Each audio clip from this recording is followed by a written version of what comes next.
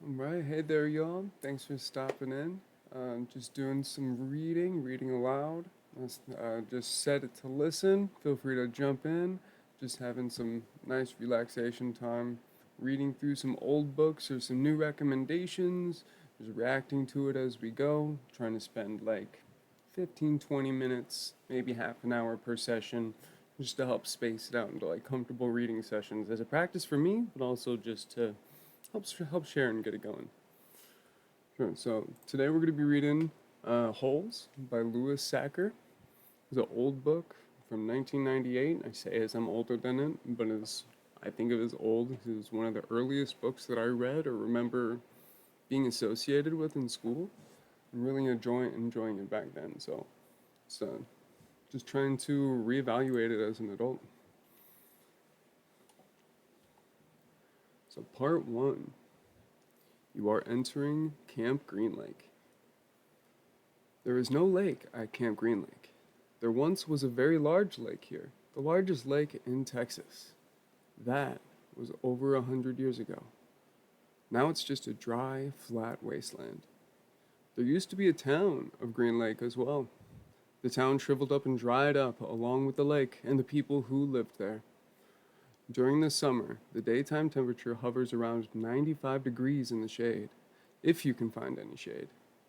There's not much shade in a big dry lake. There's only trees are two old oaks on the eastern edge of the lake. A hammock is stretched between the two trees, and a log cabin stands behind that. The campers are forbidden to lie in the hammock. It belongs to the warden. The warden owns the shade. Out on the lake, rattlesnakes and scorpions find shade under rocks and in the holes dug by the campers. Here's a good rule to remember about rattlesnakes and scorpions. If you don't bother them, they won't bother you. Usually. Being bitten by a scorpion or even a rattlesnake is not the worst thing that can happen to you. You won't die. Usually. Sometimes, a camper will try to be bitten by a scorpion or even a small rattlesnake. Then, he will get to spend a day or two recovering in his tent instead of having to dig a hole out on the lake. If you don't want to be bitten by a yellow spotted lizard, that's the worst thing that can happen to you. You will die a slow and painful death. Always. If you get bitten by a yellow spotted lizard, you might as well go into the shade of the oak trees and lie in the hammock. There's nothing anyone can do to you anymore. The reader is probably asking, why would anyone go to Camp Green Lake? Most campers weren't given a choice. Camp Green Lake is a camp for bad boys. If you take a bad boy and make him dig a hole every day in the hot sun, it will turn him into a good boy. That was what some people thought. Stanley Yelnats was given a choice. The judge said, you may go to jail or you may go to Camp Green Lake. Stanley was from a poor family. He'd never been to camp before. Stanley Yelnats was the only passenger on the bus, not counting the driver or the guard. The guard sat next to the driver with his seat turned around facing Stanley. A rifle lay across his lap. Stanley was sitting about 10 rows back, handcuffed to his armrest. His backpack lay on the seat next to him. It contained his toothbrush, toothpaste, and a box of stationery his mother had given him. He'd promised to write to her at least once a week. He looked out the window, although there wasn't much to see. Mostly fields of hay and cotton. He was on a long bus ride to nowhere. The bus wasn't air conditioned, and the hot, heavy air was almost as stifling as the handcuffs. Stanley and his parents had tried to pretend that he was just going away to camp for a while, just like rich kids do. When Stanley was younger, he used to play with stuffed animals and pretend the animals were at camp. Camp fun and games, he called it. Sometimes he'd have them play soccer with a marble. Other times, they'd run an obstacle course or go bungee jumping off a table, tied to broken rubber bands. Now, Stanley tried to pretend he was going to Camp Fun and Games. Maybe he'd make some friends, he thought. At least he'd get to swim in a lake. He didn't have any friends at home. He was overweight, and the kids at his middle school often teased him about his size. Even his teachers sometimes made cruel jokes and comments without realizing it. On his last day of school, his math teacher, Mrs. Bell, taught ratios. As an example, she chose the heaviest kid in the class and the lightest kid in the class and had them weigh themselves. Stanley weighed 3 times as much as the other boy. Miss Bell wrote the ratio on the board, 3 to 1, unaware of how much embarrassment she had caused both of them. Stanley was arrested later that day. He looked at the guard who sat slumped in his seat and wondered if he had fallen asleep. The guard was wearing sunglasses, so Stanley couldn't see his eyes. Stanley was not a bad kid. He was innocent of the crime for which he was convicted. He just had been in the wrong place at the wrong time. It was all because of his no good, dirty, rotten, pig stealing great great grandfather. He smiled. It was a family joke. Whenever anything went wrong, they always blamed Stanley's no good, dirty, rotten, pig stealing great great grandfather. Supposedly, he had a great great grandfather who had stolen a pig from a one legged gypsy, and she put a curse on him and all his descendants. Stanley and his parents didn't believe in curses, of course, but whenever anything went wrong, it felt good to be able to blame someone. Things went wrong a lot. They always seemed to be in the wrong place at the wrong time. He looked out the window at the vast emptiness and watched the rise and fall of a telephone wire. In his mind, he could hear his father's gruff voice softly singing to him. If only, the woodpecker sighs. The bark on the tree was just a little bit softer. While the wolf waits below, hungry and lonely, he cries to the moon, if only, if only. It was a song his father used to sing to him. The melody was so sweet and sad, but Stanley's favorite part was when his father would howl the word moon. The bus hit a small bump and the guard sat up, instantly alert. Stanley's father was an inventor. To be a successful inventor, you need 3 things: intelligence, perseverance, and just a little bit of luck. Stanley's father was smart, and he had a lot of perseverance. Once he started a project, he would work on it for years, often going days without sleep. He just never had any luck. Every time an experiment failed, Stanley could hear him cursing his dirty, rotten, pig-stealing great-grandfather. Stanley's father was also named Stanley Yelnats. Stanley's father's full name was Stanley Yelnats III. Our Stanley is Stanley Yelnats IV.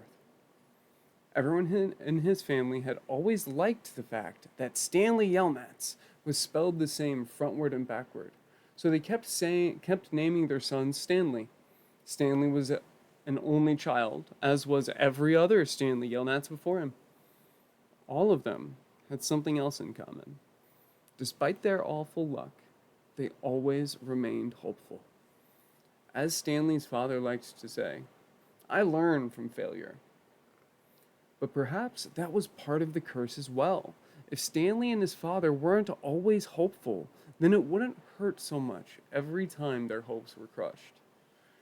Not every Stanley Yelnats has been a failure, Stanley's mother often pointed out, whenever Stanley or his father became so discouraged that they actually started to believe in the curse.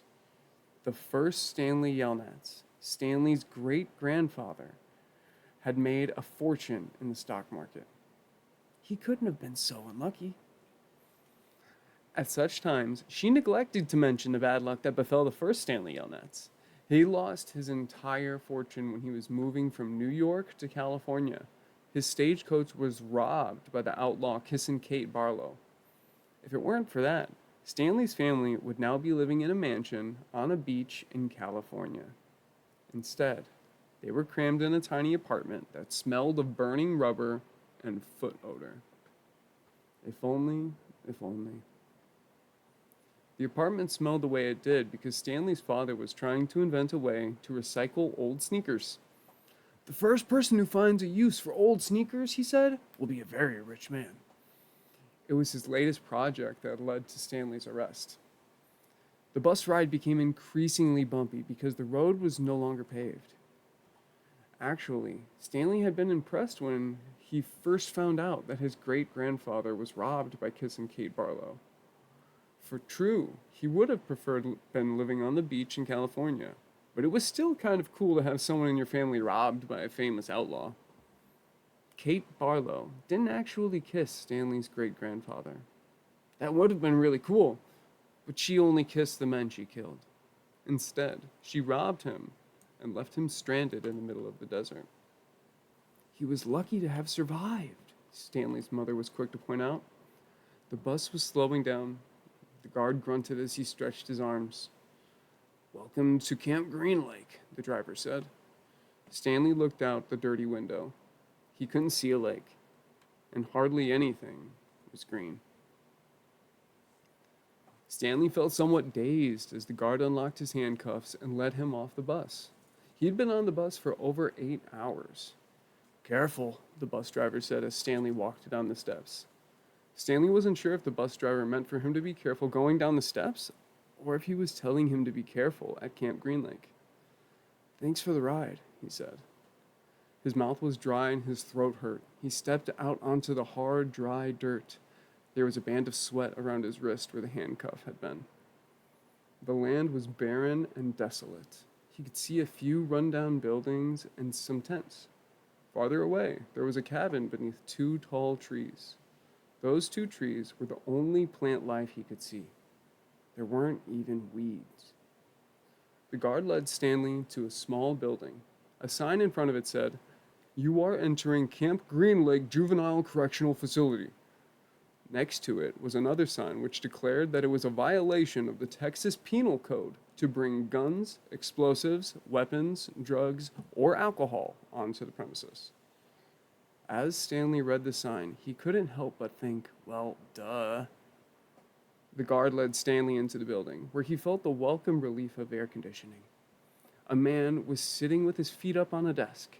He turned his head when Stanley and the guard entered, but otherwise didn't move. Even though he was inside, he wore glasses and a cowboy hat.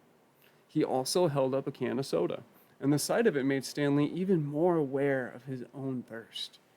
He waited while the bus guard gave the man some papers to sign.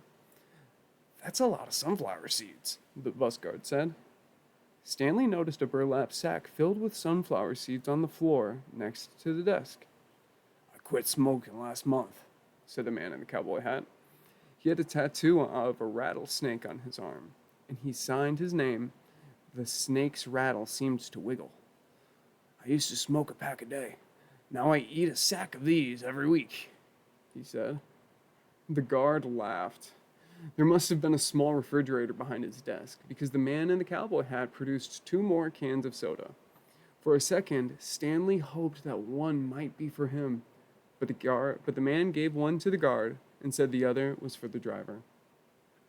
9 hours here and now 9 hours back, the guard grumbled. What a day.